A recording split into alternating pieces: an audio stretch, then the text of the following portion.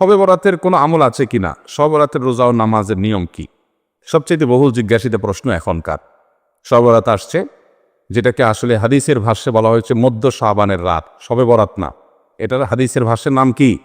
মধ্য শাবানের রাত। এই মধ্য শাবানের রাত বা মধ্য শাবানের রজনী, এই রাতে যেটাকে আমরা শবে বরাত বলি, এই রাতের নামাজের নিয়ম কি? কয় রাকাত পড়তে হবে, কোন রাকাতে কোন সূরা কতবার পড়তে হবে, এটা বহুল জিজ্ঞাসিত একটা প্রশ্ন। এবং এ ব্যাপারে আমরা অনেকে জানি যে শবে বরাতের নামাজে এত রাকাত পড়তে হবে, সেখানে সূরা কুল হুয়াল্লাহ, ইখলাস এতবার পড়তে হবে, ইত্যাদি ইত্যাদি। লাইলাতুল কদর ছাড়া অন্য যে সমস্ত রাতের ফজিলত আছে, এর মধ্যে 10টা রাতের কথা আল্লাহ তাআলা শপথ করেছেন, ওয়াল ফাজরি ওয়া লায়ালিন আশর। সে 10টা রাত হলো জিলহজের প্রথম দশক। খবরও নেই আমাদের দেশে মানুষের, যে রাতগুলো শপথ আল্লাহ কোরআনে করছেন, কত ফজিলতপূর্ণ। কিন্তু জিলহজের প্রথম দশকের রাতের কোনো বিশেষ ফজিলতের কথা আমরা কয়জনে জানেন? যাই হোক, মধ্য শাবান রজনীর কথা আমরা বেশি জানি শুধু না, সবচেয়ে বেশি আমরা এ রাতে ইবাদত বন্দেগীর চেষ্টা করি। সবচেয়ে বেশি চেষ্টা তো হওয়া উচিত হলো লাইলাতুল কদরে। এর পাশাপাশি যদি কেউ মধ্য শাবানের রাতে আল্লাহ তাআলার ক্ষমা লাভের চেষ্টা করে, সেটা দর্শনীয় না, সেটা জায়েজ। এ রাতের এতটুকু ফজিলত অবশ্যই প্রমাণিত যে আল্লাহ রাব্বুল আলামিন এ রাতে হিংসুক ছাড়া, মুশরিক ছাড়া বাকি মানুষগুলোকে সাধারণ ক্ষমা ঘোষণা করেন। অতএব এ রাতের একেবারে কোনোই ফজিলত নেই, ব্যাপারটা সেরকম না। বিভিন্ন হাদিসের আলোকে এটুকু অন্তত সাব্যস্ত হয় যে আল্লাহ তাআলা হিংসুক এবং আপনার মুশরিক ছাড়া, মানুষের পিছিয়ে লাগে শত্রুতা, এই মানুষরা বাকি মানুষটিকে মাফ করে। তাহলে মধ্য শাবানের রাত বা যেটাকে শবরাত বলছি আমরা, এই রাতের মূল আমলই হলো, এটাকে কেন্দ্র করে মূল আমলই হলো নিজেকে শিরক এবং হিংসা থেকে পরিচ্ছন্ন করা, সাধারণ ক্ষমার উপযুক্ত করা। এটা হলো মূল আমল, বাস।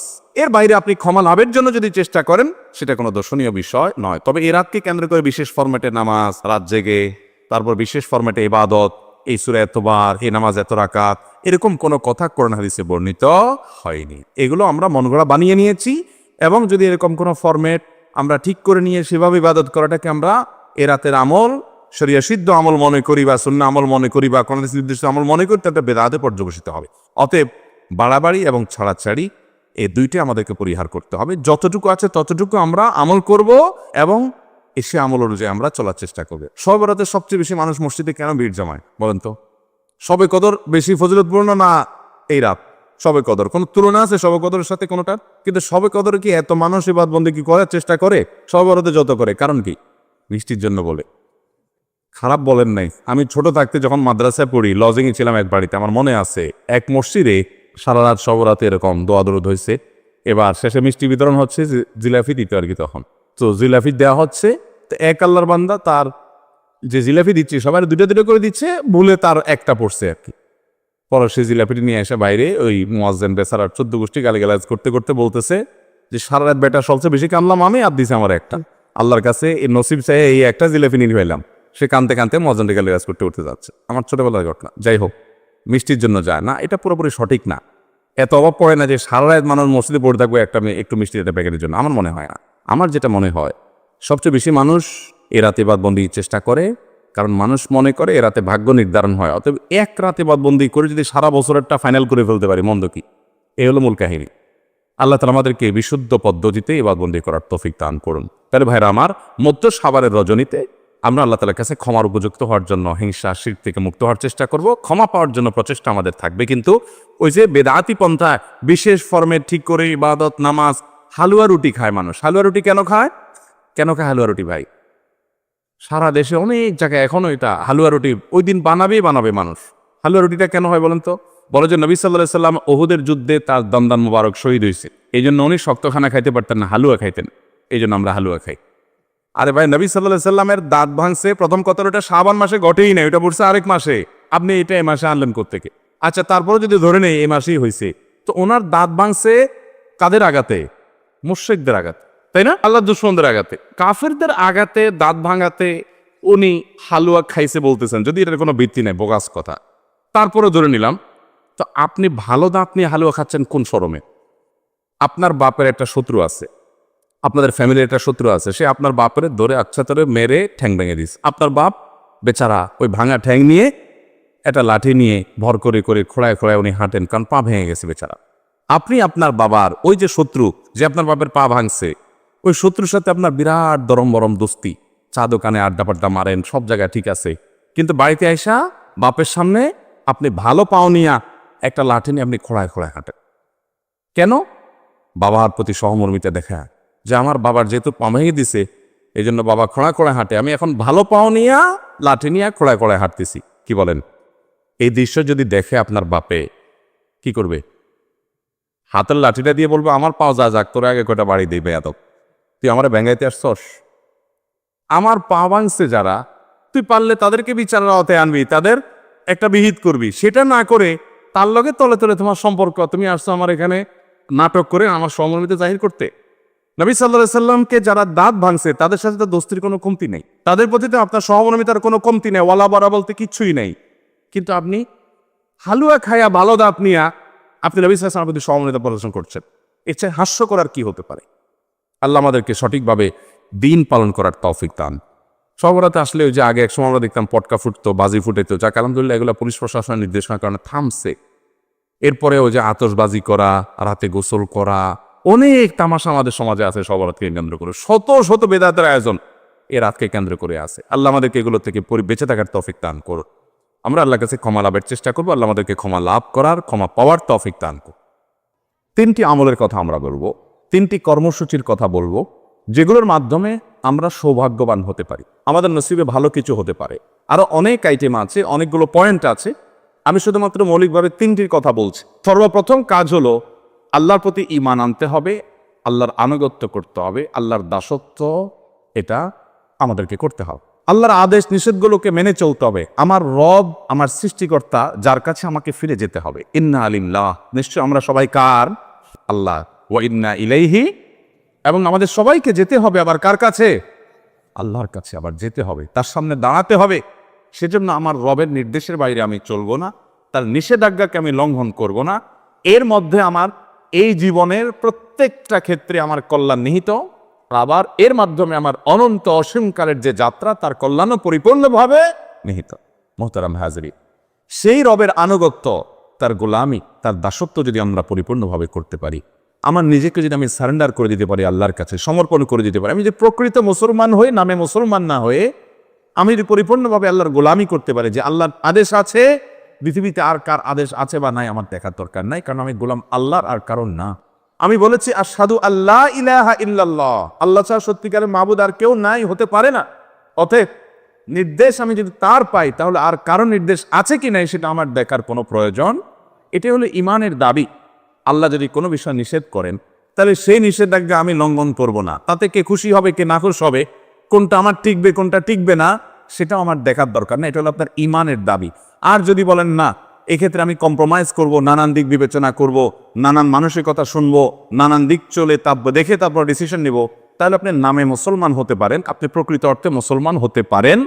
মুসলমান মানেই হলো আত্মসমর্পণকারী আল্লাহ রাব্বুল আলামিনের কাছে। মোহতারাম হাজিরি, অতএব আমাদের ভাগ্য সুপ্রসন্ন হবে, আমাদের ভাগ্যে ভালো কিছু লেখা হবে যদি আমরা আল্লাহ রাব্বুল আলামিনের আনুগত্য সঠিকভাবে যথাযথভাবে করতে পারি। যে যত বেশি করতে পারবো তার নসিব তত ভালো হবে দুনিয়াতে এবং আখিরাতে।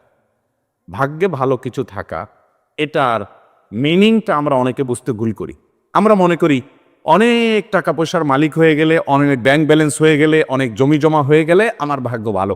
আর জমি জমা হয় নাই, ব্যাংক ব্যালেন্স হয় নাই, টাকা পয়সা হয় নাই, সহায় সম্পদ বেশি হয় নাই, তার মানে আমার ভাগ্য খারাপ। ভাগ্য ভালো এবং মন্দকে এইভাবে যারা সংজ্ঞায়িত করেন তারা স্পষ্টত ভুলের মধ্যে আছে। বহু মানুষ সম্পদের মালিক হয়েছেন, বহু মানুষ বড় বড় চেয়ারের অধিকারী রয়েছেন, বহু মানুষ অনেক সম্মানজনক জায়গায় গিয়েছেন, কিন্তু তিনি সুখে নাই, শান্তিতে নাই, দুঃখে আছেন, পেরেশানিতে আছে না। এরকম দৃষ্টান্ত কি ভুরি ভুরি আছে না নাই? আবার সহায় সম্পদ অনেক বেশি নাই, অনেক বড় চেয়ারেও নাই, কিন্তু খুব হ্যাপি, খুব সুখী, খুব সমৃদ্ধ, খুব শান্তিতে আছে, নির্মল হাসি হাসতে পারে, কোন টেনশন নাই তার মধ্যে, কোনো ডিপ্রেশন নাই। এরকম মানুষও বহু আছে না নাই? সুখ এবং শান্তি এক জিনিস, আর সুখ শান্তির উপকরণ আরেক জিনিস। অনেকে সুখ শান্তির উপকরণ নিয়ে বসে থাকে কিন্তু সুখে শান্তিতে নাই। একজনকে দেখা যায় ব্যাংকের ক্যাশিয়ার মানুষ, সারাদিন টাকা গনে, বান্ডিল বান্ডিল, হাজার হাজার, লক্ষ লক্ষ, কোটি কোটি। সাদা চোখে দেখলে মনে হবে এত টাকা যে সারাদিন ঘাটে, এর চাইতে সুখে কে আছে? ওই বেচারা জানে যে টাকার গন্ধ কত মারাত্মক, ওই বেচারা জানে যে সারাদিনে ঘাটাঘাটির কারণে কত জীবাণু, রোগ বালাই, টেনশন, পেরেশানি, হাসি, তারপরে আপনার অ্যালার্জি, নানা রকমের অসুখ বিসুখ ও জানে। সে বেচারা জানে যে এই টাকা ঘাটাঘাটিতে কোনো সুখ তার উল্লেখযোগ্য নাই।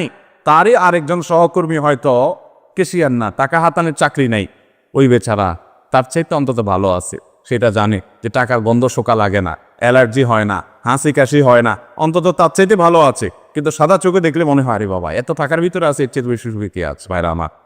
আল্লাহ রাব্বুল আলামিন আমাদেরকে সুখ, প্রকৃত সুখ কোন পথে সেটি বোঝার তৌফিক দান করুন। যাই হোক, তো বলছিলাম ভাগ্য সুপ্রসন্ন হওয়ার জন্য প্রথম আমল হলো আল্লাহ রাব্বুল আলামিনের দাসত্ব করা, আল্লাহর গোলামি করা। যে যতটা করবে আল্লাহ তাকে তখন সুখী করবে।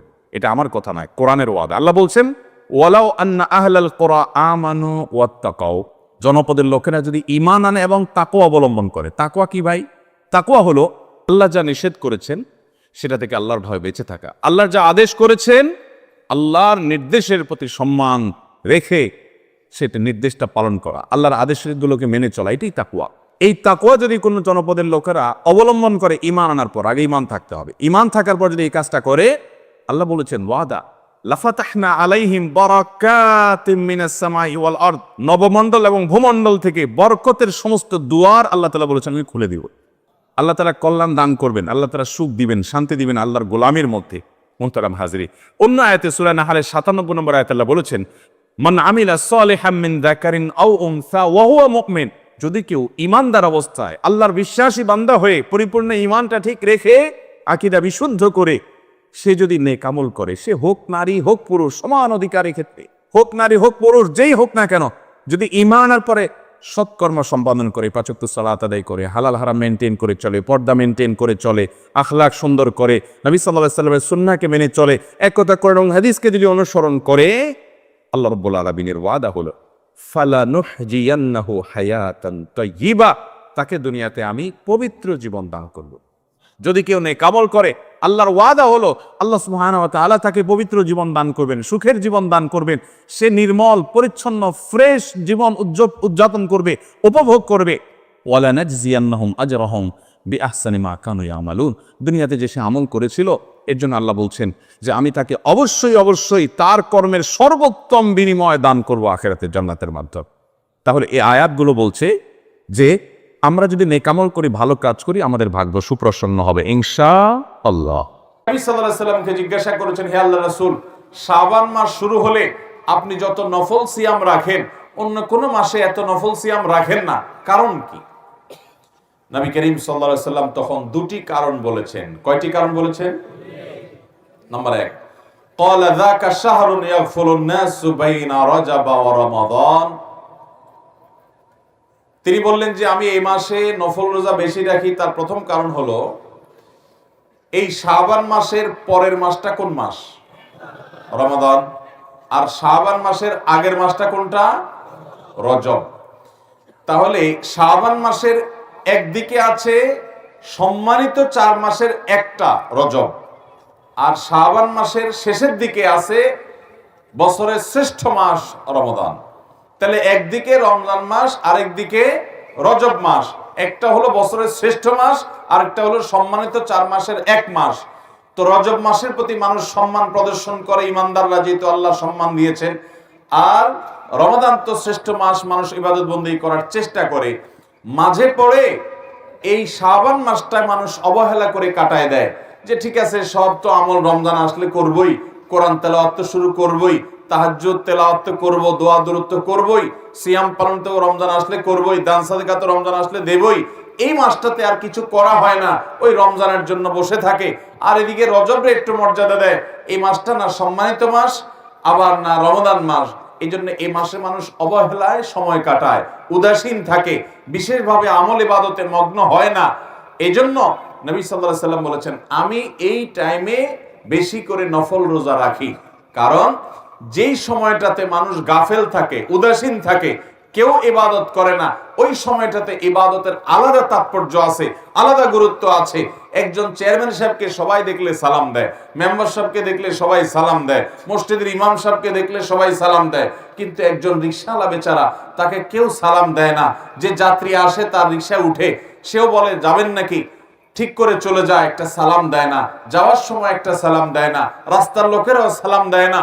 আপনি চিন্তা করলেন এই রিকশাওয়ালা মুরব্বী বা রিকশাওয়ালা ভাই বা চাচা, এই লোকটাকে কেউ সালাম দেয় না, আপনি শুধুমাত্র এই লোকটাকে সালাম যেহেতু কেউ দেয় না, সেজন্য আপনি সালাম দিয়ে এটাকে জিন্দা করতে চাচ্ছেন, সেজন্য গিয়ে তাকে লম্বা করে একটা সালাম দিলেন, একটু মুসাফা করে আসলেন। শুধুমাত্র এই জায়গায় নবীজির সুন্নতের আমল নাই, সালাম নাই, আপনি সেটাকে জিন্দা করার জন্য যেটা কেউ করে না সেটা আপনি করার চেষ্টা করলেন। এর কারণে অন্য যে কোনো সাধারণ মানুষকে সালাম দেওয়ার চাইতে এই অবহেলিত জায়গায় সালাম দিলে সওয়াব একটু বেশি হবে। ভোর রাতে সবাই ঘুমিয়ে থাকে, সবাই অলসভাবে সময় কাটায়। আল্লাহর যে বান্দারা এই টাইমে উঠে তাহাজ্জুদের নামাজে দাঁড়িয়ে যায়, চোখের পানি ফেলে আল্লাহর কাছে দোয়া করে, তার সে দোয়া, তার সে ইবাদত, তার সে রোনাজারি, তার যে কান্নাকাটি, তার সে ভালো কাজ, যেহেতু সবাই নাক টেনে ঘুমায়, অলসভাবে ঘুমে থাকে, এই সময় সে ইবাদত করে। এই জন্য ওই সময়ের ঘুমটা আল্লাহ রাব্বুল আলামিনের কাছে, ওই সময়ের ইবাদতটা, নেকামলটা আল্লাহ রাব্বুল আলামিনের কাছে অন্য সময় যখন সবাই ইবাদত করে ওই টাইমের চাইতে সবাই অবহেলিত থাকে, ওই টাইমের ইবাদতের গুরুত্ব অনেক বেশি। এই জন্য নবী সাল্লাল্লাহু আলাইহি সাল্লাম শাবান মাসে বেশি বেশি নফল রোজা রাখতেন, কারণ এই মাসে মানুষ উদাসীন থাকে, ইবাদত বন্দেগী অনেকে করে না, এই জন্য তিনি বেশি করে নফল রোজা রাখতেন। এটা হলো একটা কারণ। নাম্বার 2, তিনি বলেছেন ওয়া হুয়া শাহরুন তুরফাউ ফীহিল আমালু ইলা রাব্বিল আলামিন ফাউহিব্বু আন ইউরফাআ আমালি ওয়া আনা সায়েম। নবীজি সাল্লাল্লাহু আলাইহি সাল্লাম বলেছেন এই মাসে, শাবান মাসের একটা বিশেষ তাৎপর্যের দিক হলো যে বান্দার সারা বছরের আমলনামা, সে কি ভালো কাজ করেছে, মন্দ কাজ করেছে, কয়টা গুনাহ করেছে, কয়টা ভালো কাজ করেছে, সমস্ত আমলনামা সমূহ, সারা বছরের আমলনামা আল্লাহর ফেরেশতারা আল্লাহর কাছে পেশ করে। সবার আমলনামা শাবান মাসে পেশ হয়। যেহেতু শাবান মাসে আল্লাহর সামনে উপস্থাপন করে ফেরেশতারা, নবী করিম সাল্লাল্লাহু আলাইহি সাল্লাম বলেছেন আমি চাই আমার আমলনামা যখন আল্লাহর সামনে উপস্থাপন করা হয় ওই সময়টাতে আমি যেন রোজাদার থাকতে পারি। এই জন্য এই মাসে আমি বেশি রোজা রাখি। যদি আমি রোজা অবস্থায়, সিয়াম অবস্থায় আমার আমলনামাটা আল্লাহর দরবারে পেশ হয় তো আমার কাছে এটা ভালো লাগবে। একজন কোন কোম্পানিতে চাকরি করেন, কোন কলকারখানায় চাকরি করেন, কোন প্রতিষ্ঠানে কাজ করেন, তিনি কাজ করেন এমনিতে, হঠাৎ করে খুব সিরিয়াস মোডে তিনি কাজ করছেন, খুব ভালো করে কাজ করছেন মনোযোগ দিয়ে, এর মধ্যে তার মালিক এসে পেছন থেকে দেখে ফেলছে। তো আপনি এমনিতে অন্য সময় কাজ করেন, কিন্তু আপনার মালিক যখন এসেছে ইনভেস্টিগেশনে, চেক করতে বা ভিজিটিং এ আসছে, ওই টাইমে যদি আপনাকে খুব সিরিয়াস মোডে কাজে দেখে, আপনি যদি জানতে পারেন যে আপনার সিরিয়াস মোডের কাজটা আপনার মালিক দেখেছে, আপনার কাছে একটু ভালো লাগবে না? এই জন্য নবী সাল্লাল্লাহু আলাইহি সাল্লাম বলেছেন আল্লাহ যখন আমার আমলনামা দেখবেন, অর্থাৎ আল্লাহর সামনে যখন আমার আমলনামা পেশ করা হবে, ওই টাইমটাতে আমি রোজাদার থাকলে সেটা আমার কাছে ভালো লাগে, এই জন্য আমি এই মাসে রোজা রাখি। তাহলে নবী করিম সাল্লাল্লাহু আলাইহি সাল্লাম শাবান মাসে বেশি বেশি কোন আমল করতেন? রোজা রাখতেন। কত বেশি রোজা রাখতেন জানেন?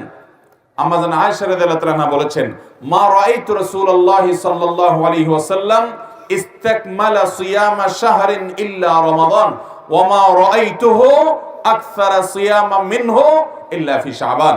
অর্থাৎ গোটা মাসের শুরু থেকে শেষ পর্যন্ত পুরা মাস জুড়ে রোজা রেখেছেন নবী সাল্লাল্লাহু আলাইহি সাল্লাম। এটা শুধু রমজানেই হতো যে গোটা মাস রোজা রাখছেন, আর একটা মাসের বেশিরভাগ দিন রোজা রাখছেন, পুরা মাস না, বেশিরভাগ দিন রোজা রাখছেন তিনি।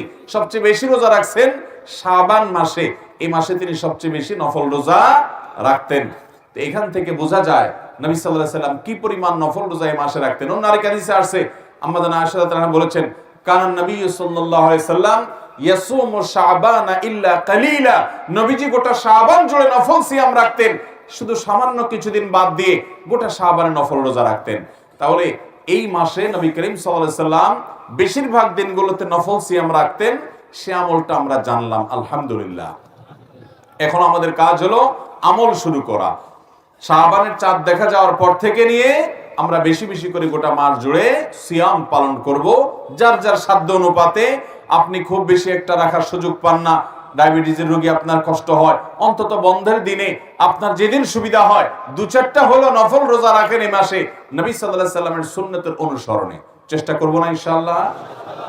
এখন কেউ বলতে পারেন শাবান মাসে আমাদের আমলনামা আল্লাহর সামনে পেশ করা হয়, আমরা জানলাম, কিন্তু আমরা এর আগে তো এও শুনেছি যে নবী করিম সাল্লাল্লাহু আলাইহি সাল্লাম সোম এবং বৃহস্পতিবার নফল রোজা রাখতেন।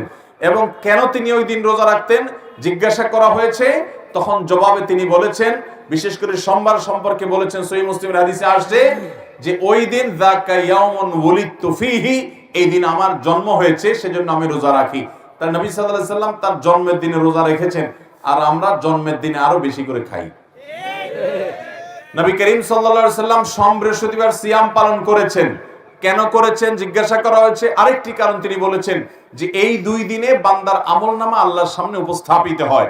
এখন কথা হলো, শাবান মাসে আমলনামা উপস্থাপিত হয়, আবার সোম বৃহস্পতিবার আমলনামা উপস্থাপিত হয়। আমলনামা কয়বার উপস্থাপিত হয়? এর উত্তর হলো, আমাদের আমলনামা, আমাদের সমস্ত ভালো কাজ, ভাইরা আমার, এমন একটা ভালো কাজ কিংবা এমন কোন মন্দ কাজ নাই যেটা আল্লাহ রাব্বুল আলামিন ফেরেশতারা লিপিবদ্ধ করেন না, যেটা রেকর্ড হয় না, যেটার হয় পুরস্কার নয় তিরস্কারের মুখোমুখি আমাদেরকে হতে হবে না, এমন একটা মুহূর্ত নাই। আল্লাহর সামনে দাঁড়াতে হবে, সবগুলো হিসাব করা হচ্ছে এবং আল্লাহ তাআলা সবগুলো আমাদের সামনে প্রকাশ করবেন কিয়ামতে। তো প্রতিটা মানুষের তার আমলনামা সমূহকে আল্লাহর সামনে তিনটা ধাপে পেশ করা হয়, উপস্থাপন করা হয়। এখানে আশেপাশে কলকারখানা অনেক বেশি, আপনারা বিভিন্ন প্রতিষ্ঠানে চাকরি করেন, অনেকে আছেন, আপনাদের জন্য বুঝতে সুবিধা হবে। আপনারা আপনাদের মালিকের কাছে অথবা উপরস্থ অফিসারের কাছে, দায়িত্বশীল বসের কাছে আপনারা অনেক সময় ডেইলি রিপোর্ট দেন, অনেক সময় সাপ্তাহিক রিপোর্ট দেন, অনেক সময় মাসিক রিপোর্ট দেন, অনেক সময় বাৎসরিক রিপোর্ট দেন। এরকম সিস্টেম আছে না নাই? ঠিক একইভাবে প্রতিদিনের রিপোর্ট আল্লাহর ফেরেশতারা, দিনে যারা দায়িত্বশীল থাকেন, প্রত্যেকটা মানুষের জন্য ফেরেশতা নিয়োজিত আছে, আপনার জন্য, আমার জন্য, ওনার জন্য, সবার জন্য আছে। এই ফেরেশতারা সকালে এসে সারাদিন আমাদের আমলনামা সব লিপিবদ্ধ করে, এগুলো নিয়ে সন্ধ্যার সময় আল্লাহর কাছে জমা দেয়। আবার সারা রাত কি করি আমরা, ওইটার জন্য আলাদা ফেরেশতা এসে সকালে গিয়ে জমা দেন। এটা হলো ডেইলি রিপোর্ট। আর সোমবার বৃহস্পতিবার রিপোর্ট দেন, এটা হলো সাপ্তাহিক রিপোর্ট। আর আমাদের সারা বছরের আমলনামা জমা দেওয়া হয় শাবান মাসে, এটা হলো আমাদের বাৎসরিক রিপোর্ট। তাহলে রিপোর্ট মোট কয়বার জমা দেওয়া হয়? একবার হলো দৈনিক, আরেকটা হলো সাপ্তাহিক, আরেকটা হলো বাৎসরিক। আল্লাহর কাছে আমাদের আমলনামার হিসাব দেওয়া হয়। ভাইরা আমার, আমরা কয়জন মানুষ খবর রাখি যে আমি আজকে সারা দিনে যা করেছি সন্ধ্যার আগে আগে জায়গা মতো সব জমা হয়ে গেছে। যদি ভালো কিছু করে থাকি তার পুরস্কার যেমন দাঁড়িয়ে গেছে, মন্দ কিছু যদি করে থাকি তার তিরস্কারের ব্যবস্থাও হয়ে গেছে। কিন্তু আনন্দের কথা হলো, যদি আমাদের ভিতর সে আল্লাহর কাছে জবাবদিহিতার বোধ থাকে, তাহলে তো কিয়ামত আসার আগে আগে, মৃত্যু হওয়ার আগে আগে আমরা কোনো গুনাহ করে থাকলে চোখের পানি ফেলে তওবা করে ইস্তেগফার করে মাপ চেয়ে নতুন করে সংকল্প করে নতুন পথ চলা শুরু করব। তাহলে ফেরেশতারা আমার বদামল যদি আল্লাহর কাছে জমা দিয়েও থাকেন, আল্লাহ তাআলা সেটা ডিলিট করে আমার প্রোফাইলকে ক্লিন করে দিবেন ইনশাআল্লাহ। তাহলে গুনাহ করার পর তওবা করতে দেরি করব না। আল্লাহ আমাদের সবাইকে যে কোনো গুনাহ করার পর প্রতিদিন আমাদের আল্লাহর সাথে হিসাব নিকাশকে চুকিয়ে আল্লাহর কাছ থেকে নিষ্পত্তি করিয়ে নিয়ে তওবা ইস্তেগফার করে প্রতিটা নতুন দিনে নতুন করে সংকল্প করার তৌফিক দান করুন।